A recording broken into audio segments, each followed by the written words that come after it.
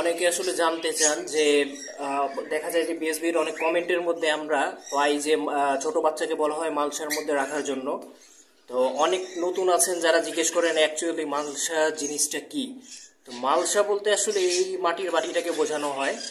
তো এটার মধ্যে আমরা সাধারণত যারা ব্রিডার আছি, এই বেবির সাইজ যখন এরকম বুকে পিঠে পালক চলে আসে, আমরা হাড়ি থেকে নামিয়ে বাচ্চাদেরকে এই যে হাড়ি থেকে নামিয়ে আমরা এরকম মালসার মধ্যে রেখে দিই, এবং মালসার মধ্যে কিছু শুধুমাত্র কাউন, এবং যাদের বাজেট ভালো আছে তারা আপনারা জাপানিজ মিলেটও ব্যবহার করতে পারেন। এইতে হয় কি, আসলে বাচ্চাগুলো খুব তাড়াতাড়ি খাবার ধরা শিখে যায়।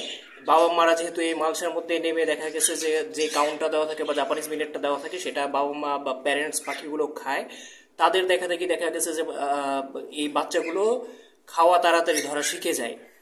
তাছাড়া এখানে যেমন দুইটা বাচ্চা আছে, হাড়ির ভিতরে আরো কিছু বাচ্চা আছে, তো তারা হচ্ছে বয়সে এদের থেকে আরো ছোট। তো সুবিধা হয় যেটা, এরা যদি হাড়িতে থাকতো, বাবা মারা যখন খাওয়াতে হাড়িতে যায় তখন দেখা গেছে যে এদের শক্তি বেশি ছোট বাচ্চাদের তুলনায়। তো তখন এরা করে কি, বাবা মা থেকে বেশি খাবার খেয়ে নেওয়ার চেষ্টা করে বা শক্তির বল প্রয়োগ করে দেখা গেছে যে বেশি খাবার তারাই পায়। ছোট বাচ্চাগুলো আস্তে আস্তে দুর্বল হয়ে যায় এবং অনেক ক্ষেত্রে দেখা গেছে যে মর্টালিটির একটা পরিমাণ দেখা দেয়। তো এই জিনিসটা যদি আমরা করি, এই বড় বাচ্চাগুলো তাড়াতাড়ি খাবার শিখে ফেলতে পারবে, তার পাশাপাশি হাড়ির ভিতরে যে বাচ্চাগুলো আছে তারাও বাবা মা থেকে সম পরিমাণ খাবার সংগ্রহ করে নিতে পারবে।